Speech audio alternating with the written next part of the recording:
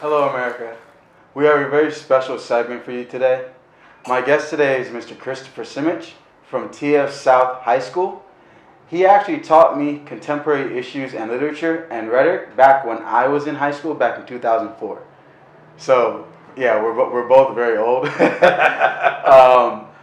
He still teaches at TF South. He's actually going on his 20th year. So that's definitely an accomplishment. I'm going on my 8th. I had him for, I believe, 2 years, and both of those classes were a lot of fun. I learned a lot. And so today we're actually going to tackle the issue of racism. We're also going to talk about the Black Lives Matter movement. First of all, I just want to thank you for being here. Oh, no problem. Especially it was short notice. You agreed to come right away, and I just want to say I really appreciate that.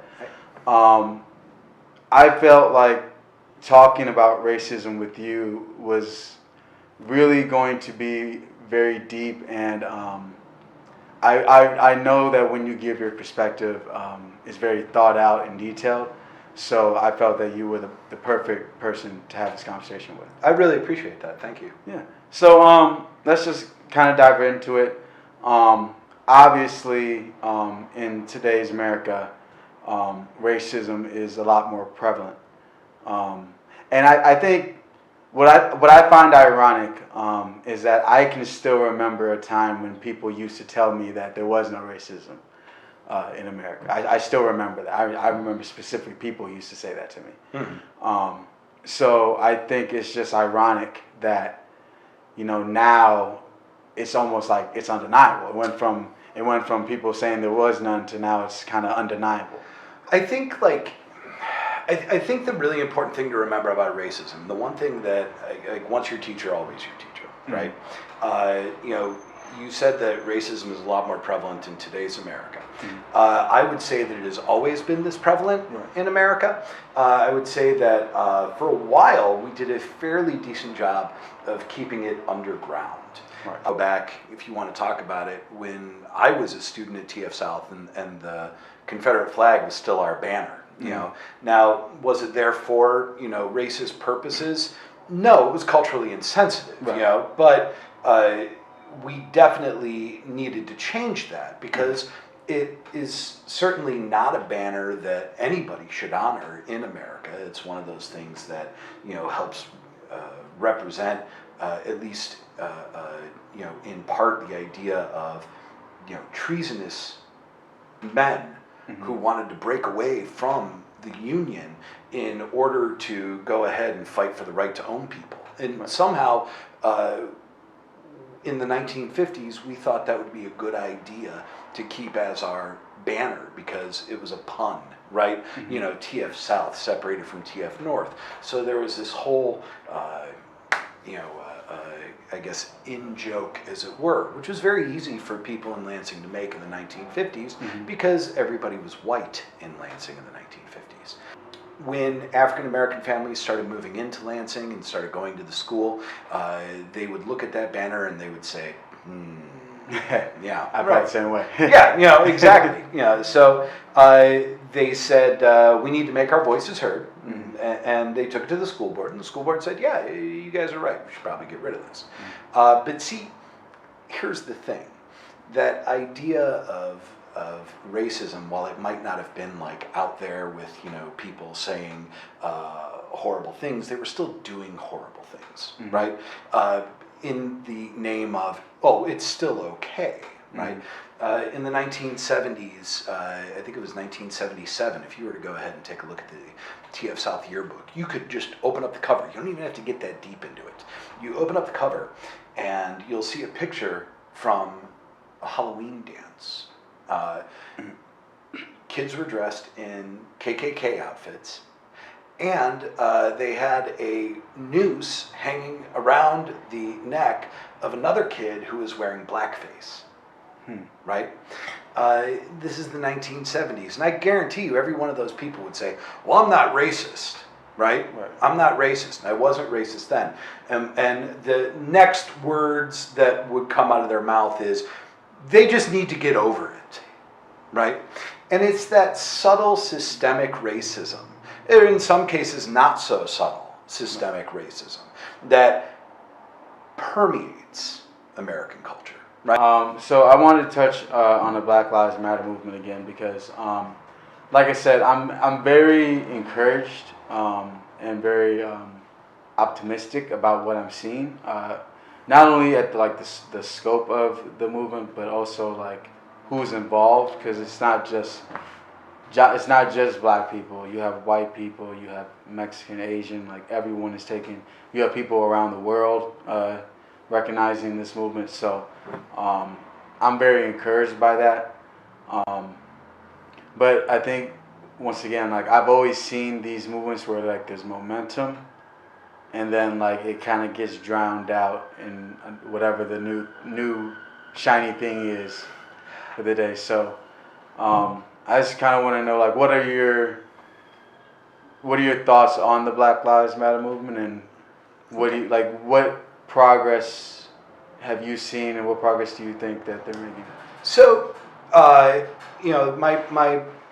think all of our first awareness of the movement, it really started. I don't remember the three ladies' names, and if it started before Michael Brown's death, or if it started with Michael Brown's death. But that was when I first became aware of the movement, and it actually altered the way that I taught that year, because at the time I was teaching strictly American literature, and I couldn't imagine walking in on the first day of school, which was like maybe 2 or 3 days or maybe a week at most before Michael Brown's death, at the hands of the state.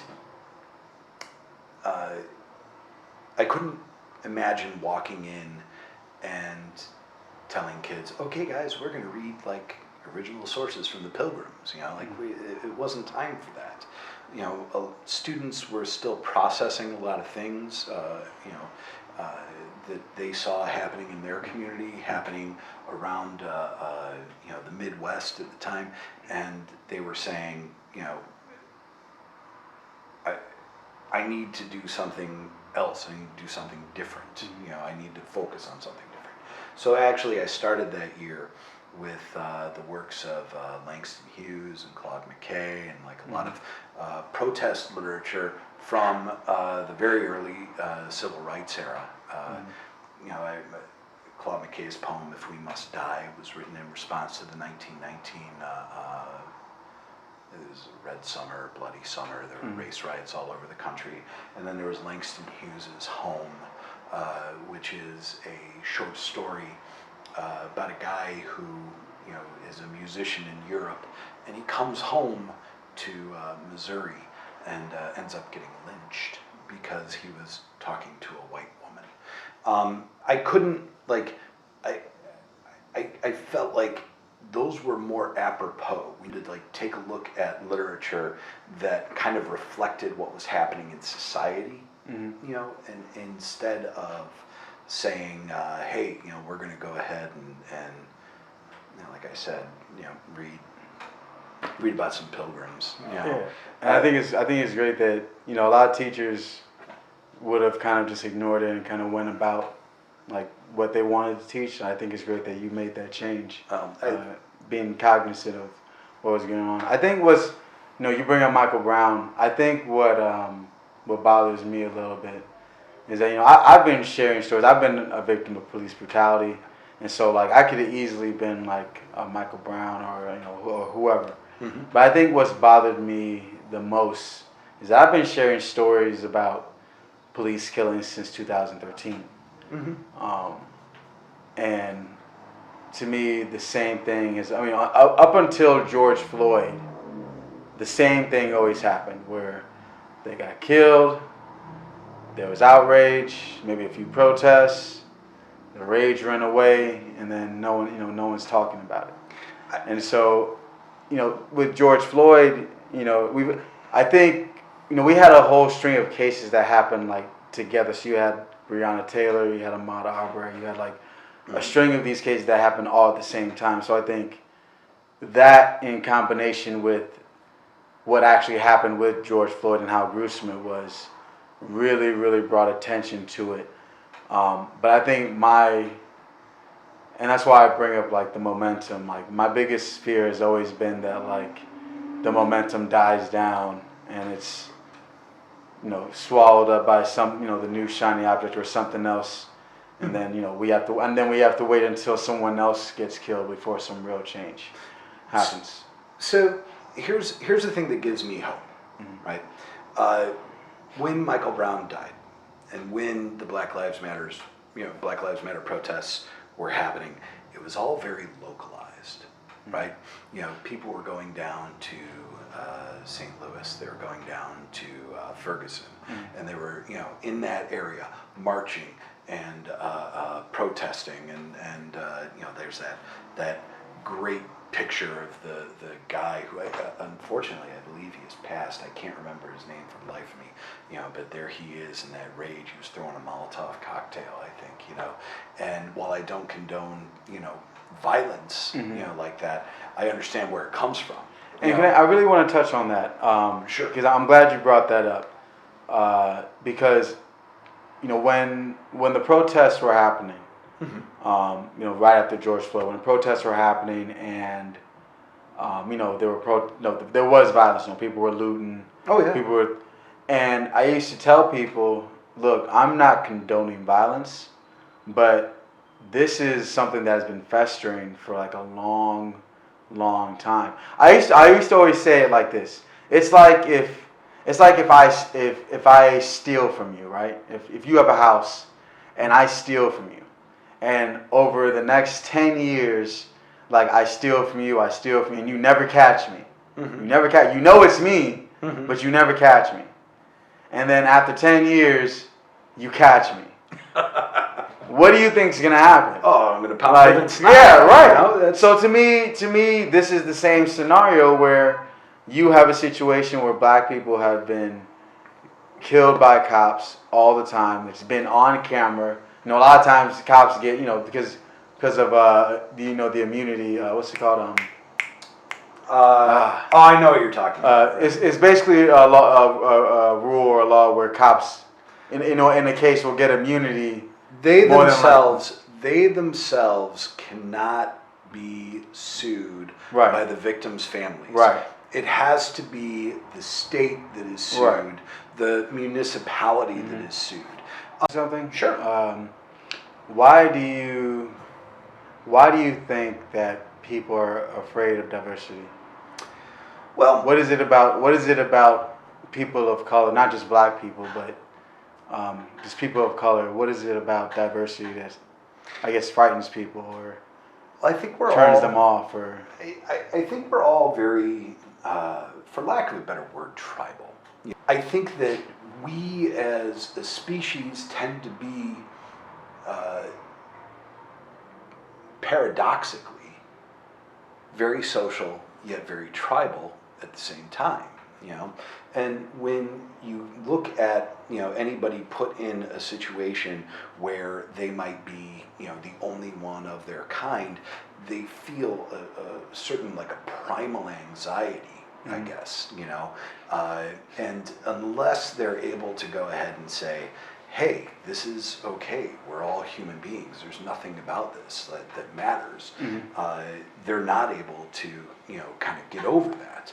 And that could come from being let's say like you might be the only black guy coming into a white neighborhood. I'm going to ask you, how does that make you feel? If you're the only black guy in a white neighborhood, how do you feel? Anxious. Okay. Anxious only because, and I guess it depends on the people in my neighborhood, but some people are welcoming. Others are, they have little microaggressions where they're not going to outright say they don't want you in the neighborhood, but they're not going to be, they'll be a little more frosty towards you. Growing up, I went to an all-white school. I went to all-white church for like a good chunk of my childhood. I was in a youth group where I was the only black person.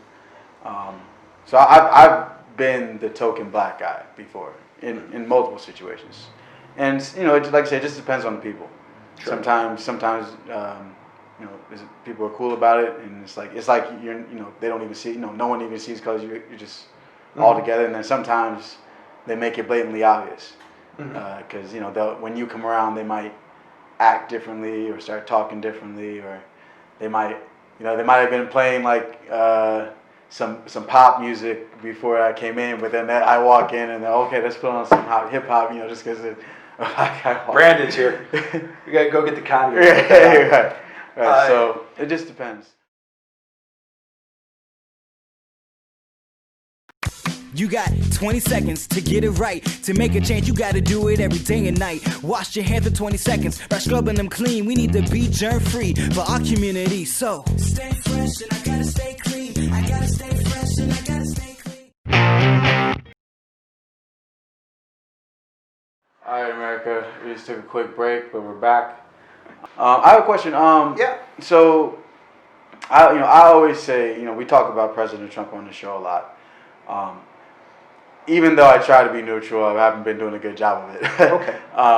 You don't have to be. Well, yeah. I mean, I try to. I think it's tough. I try to be neutral because I want to report the facts, but at the same time, those facts also are very damning. When it comes to Trump. So it's like a lot of times when you just tell the facts, it looks as if like you're beating up on him when really you're just telling the truth.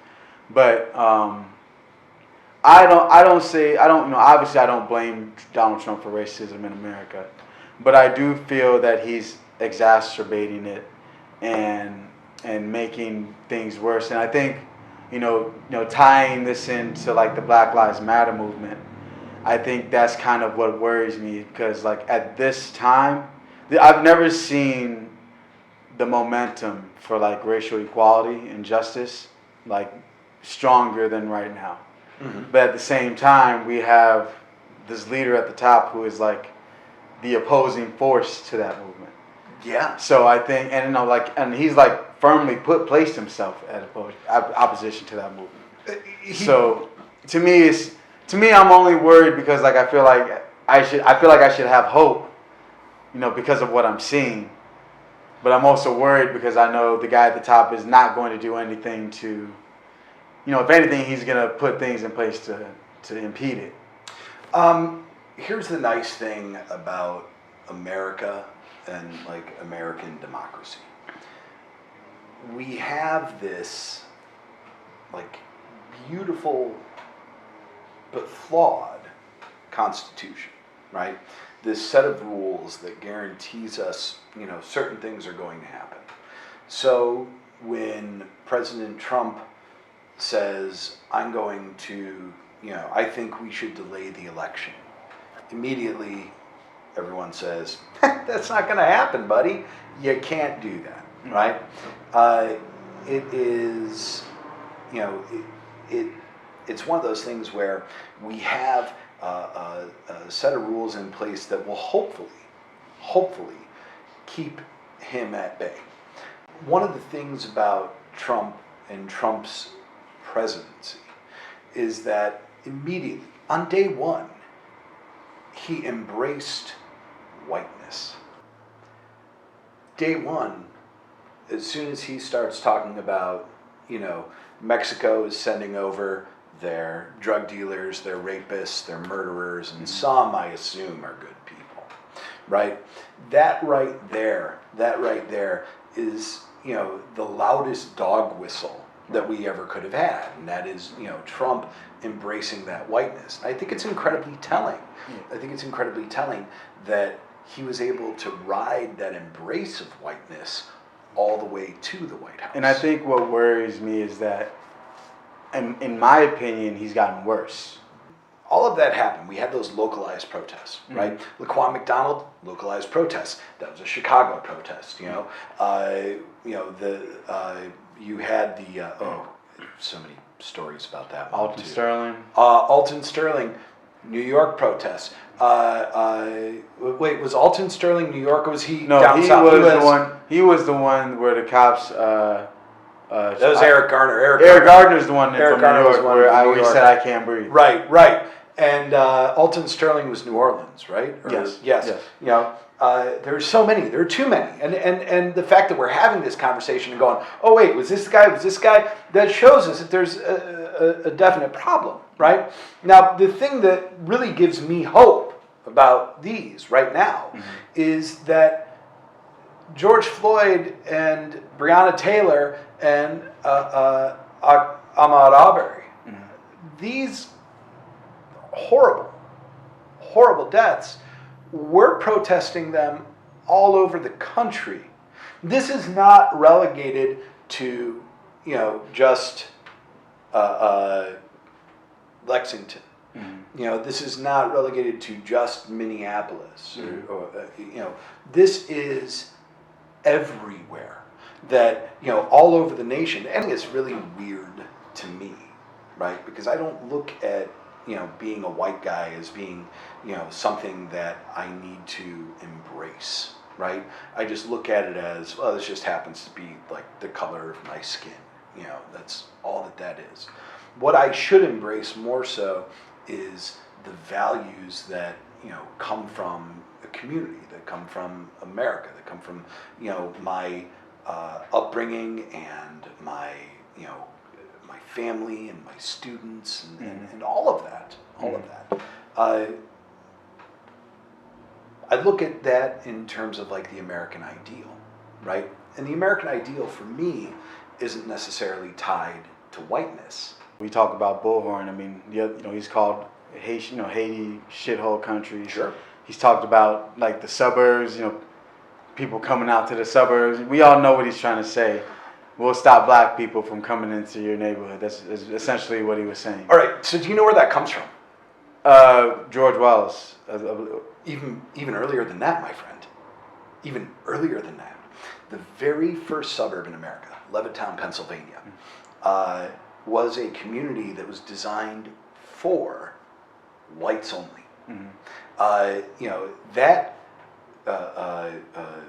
It was, and not just whites only, but white Anglo-Saxon Protestants only. It's a very, very interesting, kind of concept of, come on out here to the suburbs where you can congregate and you can be with your own people and you can be with your own kind. Right. And not just like, again, because Jews weren't allowed to buy homes there either, right?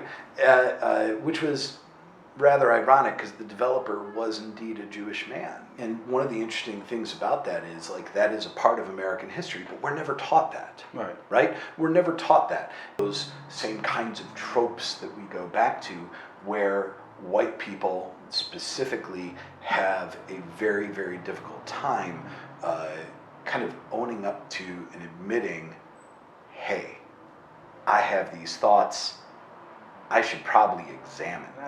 This has been an amazing conversation.